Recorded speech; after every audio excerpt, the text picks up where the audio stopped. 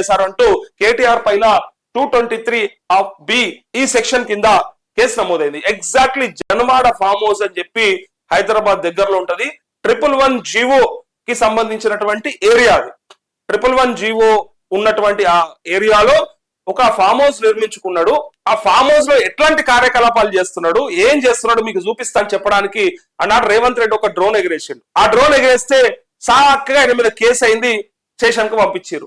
అట్లనే ఇయాల కూడా సేమ్ పర్మిషన్స్ తీసుకోకుండా కాళేశ్వరం అంటే మేడిగడ్డ బ్యారేజ్ పైన డ్రోన్ విజువల్స్ తీసి ఇవాళ ప్రజలకు గాని లేకపోతే మీడియాకు గాని చూపెడదాము, ఖచ్చితంగా వీళ్ళన్నటువంటి మాటలు తప్పు, మేం చేసినటువంటి నిర్మాణం ఏదైతే ఉందో బ్రహ్మాండమైన నిర్మాణం, అందుకే ఇవాళ ఇన్ని నీళ్ల స్టోరేజ్, ఇన్ని క్యూసెక్ల నీరు ఆగింది.